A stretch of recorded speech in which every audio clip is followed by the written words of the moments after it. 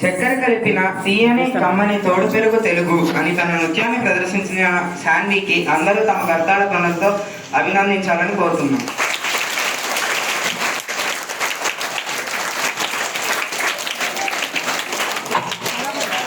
నిజంగానే మన తెలుగు కమ్మని పెరుగులానే ఉంటుంది కదా.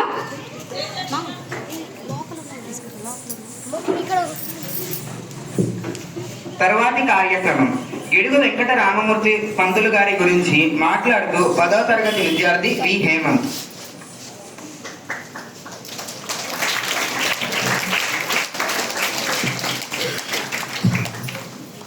అందరికీ శుభోదయం. నా పేరు హేమంత్. నేను 10వ తరగతి చదువుతున్నాను. నేను ఇవాళ గిడుగు వెంకట రామమూర్తి గారి గురించి చెప్పబోతున్నాను. కడలి అంచులు దాటి కదలింది తెలుగు, ఎదల లోతుల మీటి ఎగసింది తెలుగు. ఏ భాష చెనుకైనా ఏ ఆశ చినుకైనా తనలోన కలుపుకొని తగరింది తెలుగు. ఒదిగొదిగిపోతున్న వరవల్లలో సాగి ఉమ్మంటూ వేమనగా ఉరిమింది తెలుగు. ఇంతటి కమ్మనైన తెలుగు భాష ఆదికవి నన్నయ్య కాలం నుండి పరవళ్లు తొక్కింది.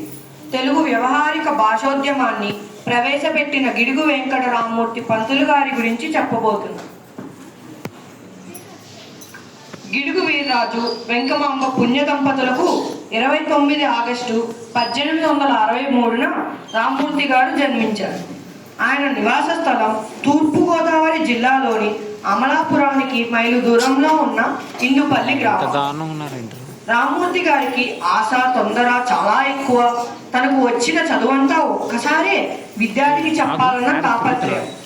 చెప్పిన విషయాలు వెంటనే గ్రహించకపోతే విపరీతమైన కోపం. అందుకే అన్నప్రాసన నాడే ఆవకాయ పెడతాడి రామ్మూర్తి అనేవారట సహాధ్యాయులు. గిడుగు వెంకట రామ్మూర్తి, గురజాడ వెంకట అప్పారావులు ఒకే బడిలో చదవడం గొప్ప సంఘటన. వీరు 1936 వరకు పర్లాకిమిడిలోనే స్థిర నివాసం ఏర్పరచుకున్నారు. అక్కడ కొండ ప్రాంతంలో నివసించే సవరలు విద్యాగంధం లేకుండా ఉన్నారు. వీరి కోసం బడులు పెట్టించి చదువులు చెప్పించాలని కోరిక కలిగింది. ఇందుకోసం 1892లో సవర భాష నేర్చుకోవడం ప్రారంభించారు. ప్రభుత్వం వారు సవర దేశంలో పాఠశాలలు ఏర్పాటు చేయాలని, అందుకు రామ్మూర్తి గారు సహాయపడగలరని 1894లో గవర్నర్కు తెలిపారు. గవర్నర్ అంగీకరించారు. కానీ జిల్లా కలెక్టర్గా ఉన్న మెక్టాటే దొరకు వాళ్ళకి చదువు చెప్పించి నాగరికులను చేయడం ఇష్టం లేదు. అందుకే రామ్మూర్తి పంతులు గారు చేసిన ప్రయత్నం అప్పటికి నెరవేరలేదు.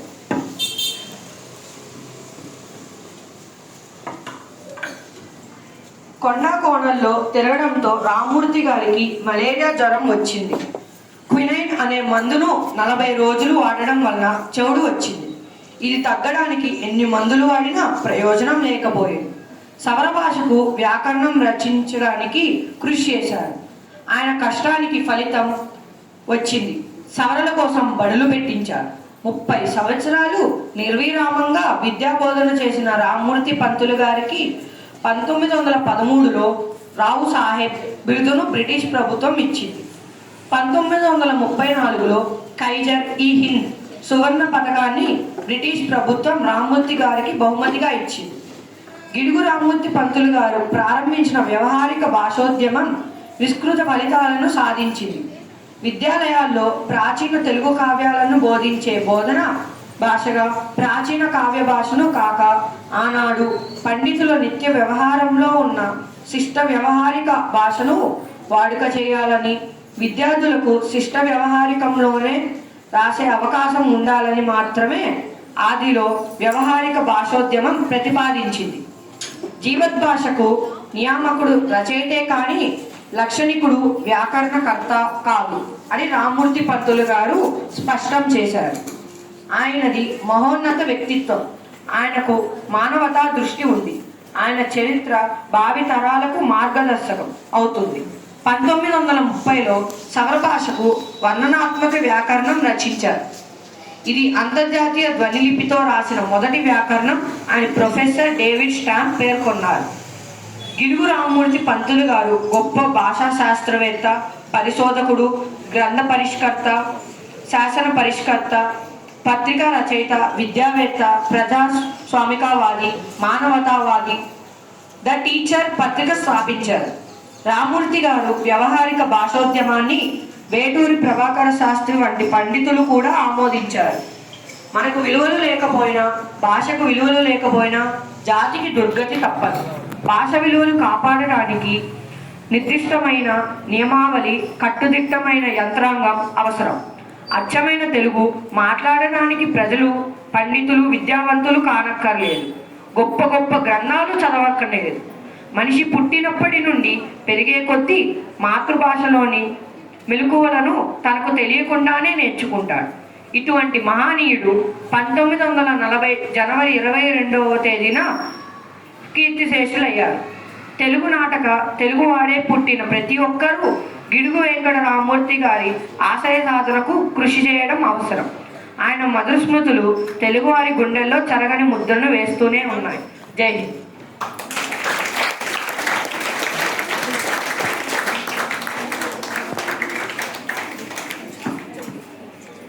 నిజంగా ఇంతటి సరళ తెలుగు భాషను మనకు అందించిన గిడుగు వెంకట రామ్మూర్తిని స్మరించుకోవడం నిజంగా మన అదృష్టం.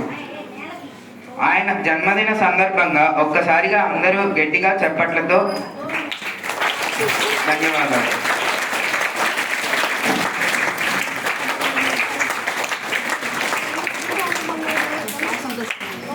తరువాతి కార్యక్రమం 9వ తరగతి విద్యార్థిని భువన తెలుగు తల్లి గురించి ఒక కవితను చెబుతుంది.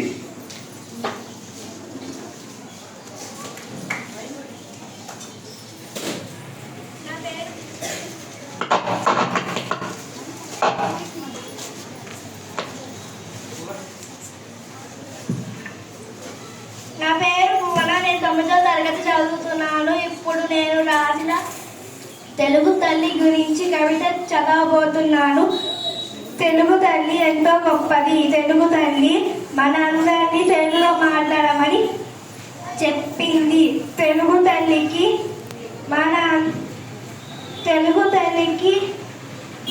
అన్యాయం అంటే తెలియదు, న్యాయం మాత్రమే తెలుసు. తెలుగు తల్లి మనల్ని ప్రోత్సహించింది. తెలుగు తల్లి మనకు ఎంతో నేర్పించింది. తెలుగు తల్లికి పిల్లలంటే ఇష్టం. అమ్మ కన్నా తెలుగు తల్లి మొదటి తల్లి. తెలుగు తల్లి అంటే అర్థం తెలుగును నేర్పించే మొదటి తల్లి. తెలుగు తల్లిని అందరూ కీర్తిస్తారు. తెలుగు తల్లి అందరి మనసులను ఆకట్టుకుంది. తెలుగు తల్లి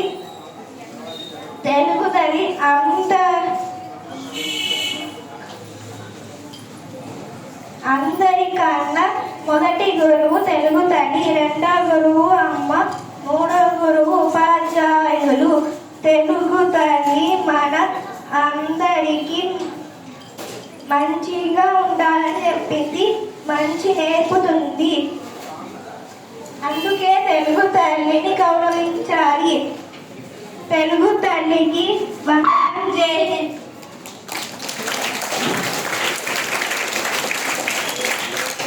ఎంత చక్కగా చెప్పిందో అందరూ చప్పట్లతో.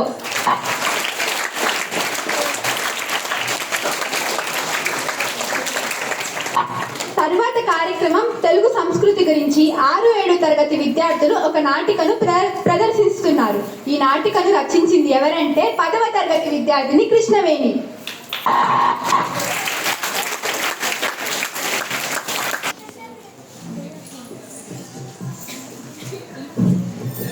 సీతాపురం అనే ఊరిలో రాఘవయ్య జానకమ్మ అనే దంపతులు ఉన్నారు. వారికి 2 కొడుకులు. వారి కొడుకుల పేర్లు రమేష్, అజయ్. రమేష్ పొలం పనులు చూసుకుంటూ తల్లిదండ్రులకు తోడుగా ఉంటాడు. అజయ్ ఉద్యోగం చేస్తూ విదేశాలలో ఉంటాడు. ఒకరోజు, ఏమయ్యా, పిల్లలిద్దరూ వాళ్ళ కాళ్ళ మీద వాళ్ళు నిలబడ్డారు, పైగా బుద్ధిమంతులు. అయితే ఏమంటావే? నాకు ఈ విషయం తెలిసిందేగా, నువ్వు కొత్తగా చెప్పాలా? అయ్యో, అది కాదయ్యా. మరి ఇంకేంటే పొద్దు పొద్దునే నసపెడుతున్నావు? చెప్పేది పూర్తిగా వినకుండా నసంటారేంటండి? అబ్బా, నువ్వు త్వరగా చెప్పవే బాబు. మరేం లేదండి. ఏమీ లేదా? మరి నేను వెళ్తాను. మరి అబ్బా, కాసేపు మీ పిల్ల కూడా లాపుతారా? పిల్లలిద్దరూ పెళ్లికి ఎదిగారు. వాళ్ళ పెళ్లిళ్ళు చేస్తే మన బాధ్యత తీరుతుందయ్యా. అది నిజమేనే. నేను కూడా ఆ పెళ్లిళ్ళ పేరయ్యకు కబురు పెడతాను. ఏంటమ్మా, దేని గురించి మాట్లాడుకుంటున్నారు? అదేరా, మీ పెళ్లి విషయం. మాకే ఏ తొందర వచ్చిందని మాకు అప్పుడే పెళ్లి. ఒరే దద్దమ్మ, ఏ వయసులో జరగాల్సిన ముచ్చట ఆ వయసులోనే జరగాలి. నీకేం తెలీదు, ఊరుకో. త్వరగా చిన్నోడికి కూడా ఈ విషయం చెప్పి సాధ్యమైనంత త్వరగా రమ్మను. అలాగే.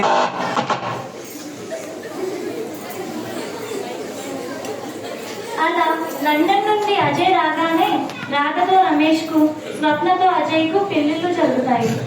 అప్పుడు, ఏరా అబ్బాయి అజయ్, ఇక పెళ్ళైందిగా, నువ్వు అమ్మాయి ఎంచక్క ఇక్కడే ఉండండిరా.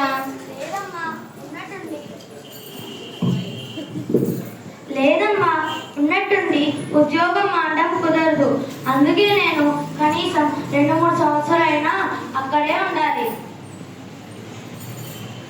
అయ్యో అవునా తమ్ముడు? సరే వెళ్ళనివ్వమ్మా. సర్లేరా, మీరు జాగ్రత్తగా వెళ్ళండి. ఒరే అజయ్, అమ్మాయిని జాగ్రత్తగా చూసుకోరా. ఎప్పుడు ఆ ఆఫీసు ఉద్యోగమే అని కాకుండా కాస్త అమ్మాయిని అటు ఇటు తీసుకువెళ్తా ఉండరా. అసలే అక్కడి భాష ప్రవర్తన పద్ధతులతో అమ్మాయి ఎన్ని ఇబ్బందులు పడుతుందో అన్నీ నువ్వే దగ్గరుండి నేర్పాలిరా. వామ్మో, ఆపవేంటి జాగ్రత్తలు? నువ్వు కాస్త నీ జాగ్రత్తలు ఆపితే వాళ్ళు వెళ్ళడానికి వాళ్ళకి కావాల్సిన ఏర్పాట్లు చూసుకుంటారు. ఈయనొకరు ప్రతిదానికి మధ్యలో దూరుతారు పానకంలో పులకలాగా. అమ్మా, నాన్న, రండి. మమ్మల్ని ఆశీర్వదించండి అమ్మా నాన్న. దీర్ఘాయుష్మాన్ భవ. అలా మరుసటి రోజే అజయ్ వాళ్ళు లండన్ వెళ్ళిపోతారు. కొన్ని సంవత్సరాలు గడుస్తాయి. కొడుకులిద్దరికి పిల్లలు పుడతారు. పెద్ద కొడుకు పిల్లలు మోహన్, రమ్య. చిన్న కొడుకు పిల్లలు చింటూ, స్వీటీ. ఒకరోజు జానకమ్మ చాలా దిగులుగా కూర్చొని ఉంటుంది. ఆ సమయాన పిల్లలు చదువుకుంటూ ఉంటారు.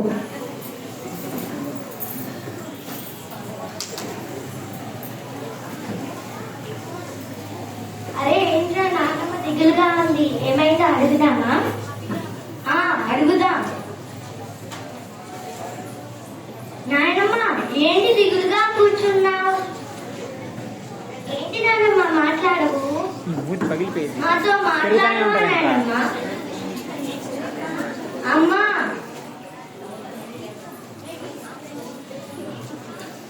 అమ్మా, అమ్మా, చూడు నానమ్మ దిగులుగా కూర్చుంది. అవునమ్మా, నన్ను ఎంత పెంచినా పలకడం లేదు. నువ్వే వచ్చి ఏమైందో అడుగు.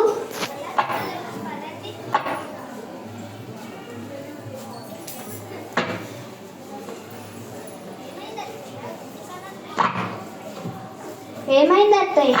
అలా కూర్చున్నారు? అత్తయ్య మిమ్మల్నే.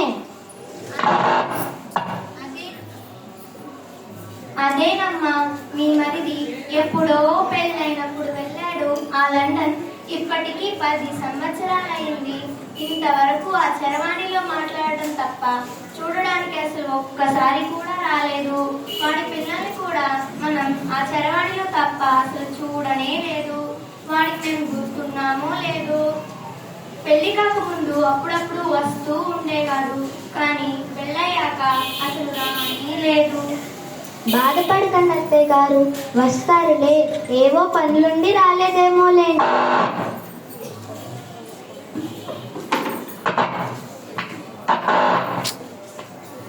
అమ్మా, బాబాయ్ వాళ్ళు ఎక్కడున్నారు? లండన్ లో రా మోహన్. మరి ఇక్కడికి రారా? వస్తారు. ఎప్పుడు? అబ్బా ఆపండిరా, మీ ప్రశ్నలతోనే నన్ను చంపుతున్నారు. స్కూలుకు టైం అవుతుంది, పదండి, మిమ్మల్ని రెడీ చేయాలి. అబ్బా, ఈ స్కూల్ ఒకటి సెలవైతే ఏం చక్కగా ఆడుకునే వాళ్ళం. అవునా తమ్ముడు? పదం.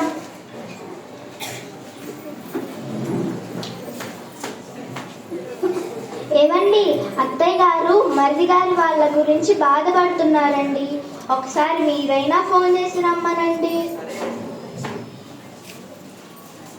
సరే.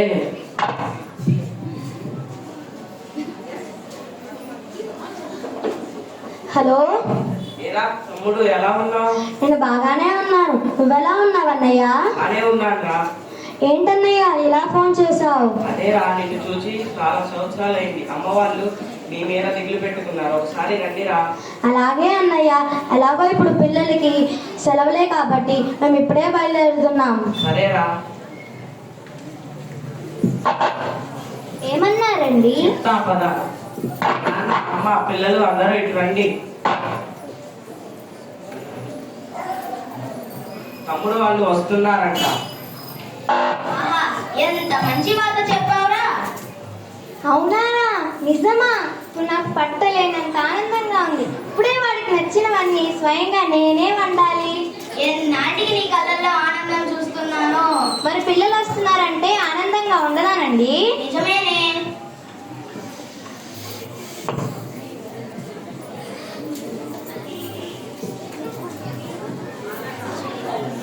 స్వప్న, Chintu, Sweety.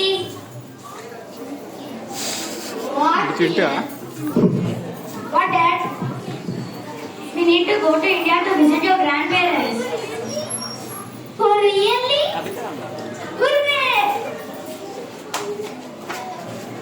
Yeah, Sapna, go back to your luggage. You need to go immediately. Okay then.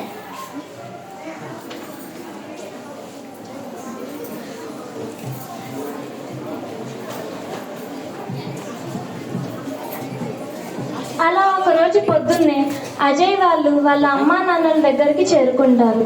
అప్పుడే రాధ ముగ్గు వేయడానికని తలుపు తీస్తుంది. You want to go? Why you came, Ra? అత్తయ్య, మామయ్య, అందరూ ఇలా రండి. షబ్బా ఏంటే పొద్దున్నే ఇలా కేకలు పెడతావు? ఎవరొచ్చారు చూడండి. ఎవరు వచ్చారు? అరే అజయ్, ఇప్పుడే రావటం. రండి రండి.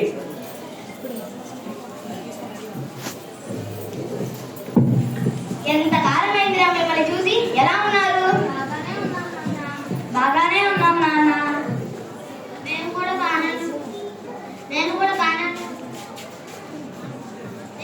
బాగానే ఉన్నాం మామయ్య. ఏరా, ఇన్నాళ్ళ గుర్తొచ్చామా మేము? అదే లేదమ్మా. అబ్బా, ఇప్పుడు అదంతా ఎందుకే? వాళ్ళతో ప్రేమగా ఉండు.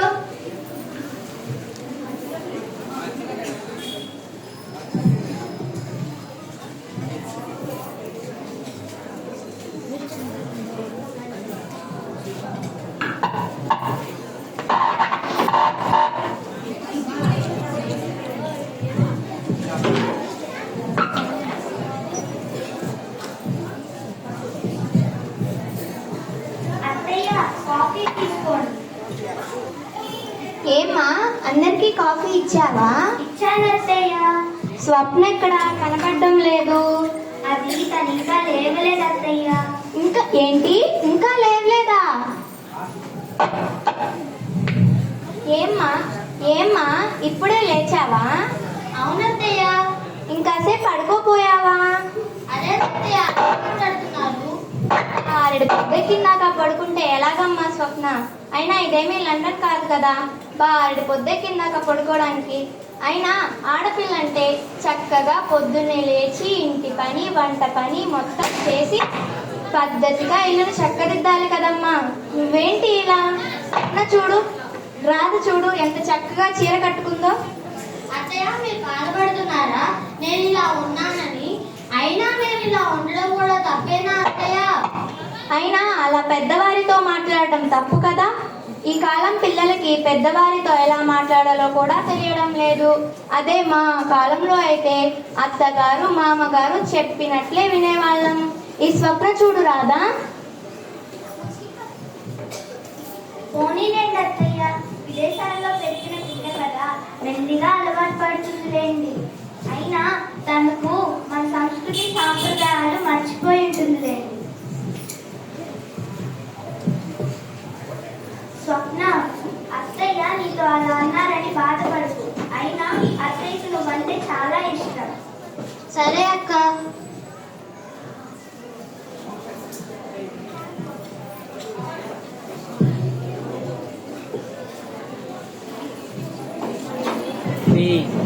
If you comment means I will throw you there. చేయడం ఎలాగో రాదు, అట్లీస్ట్ చూడడం అన్నా నేర్చుకో. ఇంకా అవలా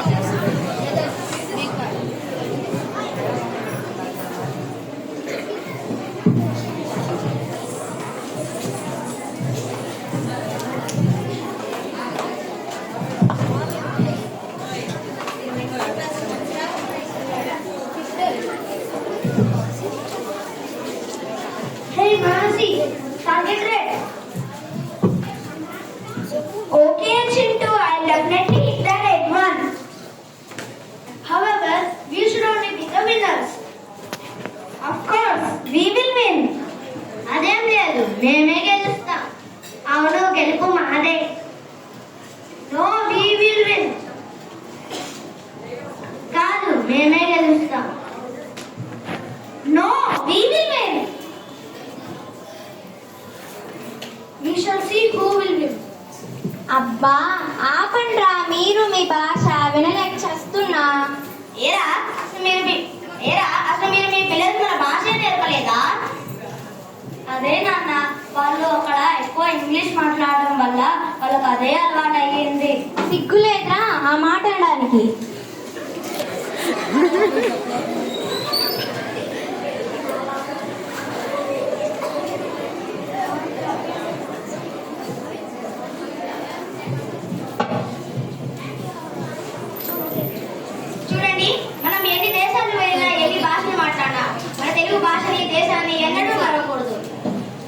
మన దేశం మీద, మన మాతృభాష మీద మమకారం కలిగి ఉండాలి. తెలుగు మన మాతృభాష. నీకు తెలుసా, మన భాష కొరకు ఎందరో గొప్ప మహాత్ములు వంటి కందుకూరి వీరేశలింగం, గిడుగు వెంకట రామూర్తి, శ్రీశ్రీ వంటి ఎందరో గొప్ప మహాత్ములు సాహిత్య వ్యాకరణ రంగాల్లో గొప్ప కృషి చేసి మన భాషను సుసంపన్నం చేశారు. అంతేకాదు నన్నయ్య, తిక్కన్న, ఎర్రన్న వంటి గొప్ప కవులు మన భాషలో ఎన్నో గొప్ప కావ్యాలు, పద్యాలు, రచనలు చేశారా. అవి వినడానికి, చదవడానికి ఎంత బాగుంటాయో. తెలుగు భాషలందు దేశ భాషలందు తెలుగు లెస్స అన్నారు శ్రీకృష్ణదేవరాయలు. దానికి అర్థమేంటో తెలుసారా? దేశంలో ఉన్న భాషలన్నిటికంటే తెలుగు భాష చాలా ఉత్తమమైనది మరియు గొప్పది అని అర్థం రా. మన దేశం పాడి పంటలకు, నదులకు, సౌందర్యానికి, సాంప్రదాయాలకు, సంస్కృతికి నిలయం రా. వాటన్నిటికంటే మన తెలుగు భాష ఎంతో మధురమైనది. మీకు ఇంకొకటి తెలుసా? మనం గిడుగు రామూర్తి గారి జయంతి రోజునే తెలుగు భాషా దినోత్సవంగా జరుపుకుంటాం. మన భాషకి ఎంత విలువ ఉందో ఇప్పుడు మీకు అర్థమైందారా? అలా అని ఆంగ్ల భాష, హిందీ లాంటి భాషలు తక్కువ చేసి మాట్లాడకూడదు. వేరే ప్రదేశాలు వెళ్ళినప్పుడు ఉద్యోగాలని ఆంగ్ల భాషలో ఎంతో అవసరం ఉంటుంది. ఇతర భాష నేర్చుకోవడంలో ఎటువంటి తప్పు లేదు, కానీ మన భాష నిర్లక్ష్యం చేయడమే తప్పు. అమ్మా స్వప్న, నువ్వు పుట్టి పెరిగిన ఊరిని, తెలుగు భాషను మర్చిపోయావా? పల్లెటూరులో తెల్లవారుజామున కోడి కూయడం, పల్లె పడుచుల కూడి రాగాలు, పశువుల అరుపులు, పక్షుల కిలకిలా రావాలు, ముగ్గు వేస్తూ ఇల్లాలు పాడే జానపద గీతాలు, ఇవన్నీ మర్చిపోయావా స్వప్న? అయినా మీరే ఇలా పాశ్చాత్య సంస్కృతిని పాటిస్తూ మీరు మీ పిల్లలకన్నా మన సంస్కృతి సాంప్రదాయాలు నేర్పుతారు.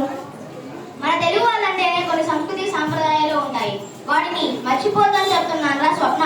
అంతేగాని నేను బాధించాలని కాదు.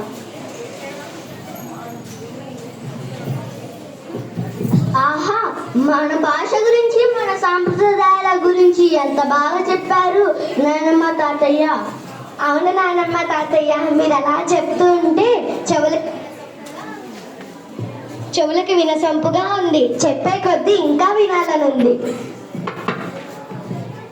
నాకు కూడా అలాగే అనిపించింది. అవును, నాకు కూడా.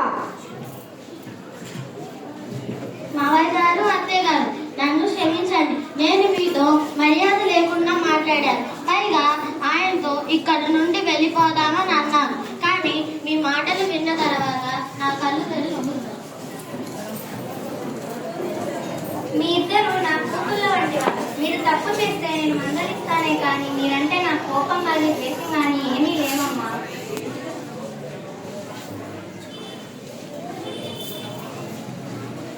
అమ్మా, నాన్న, నన్ను కూడా క్షమించండి. ఇక మీద మేము కూడా ఇక్కడే ఉంటాము. అలా అన్నావు, బాగుంది.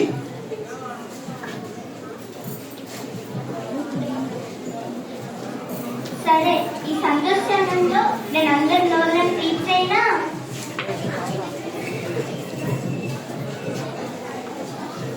చాక్లెట్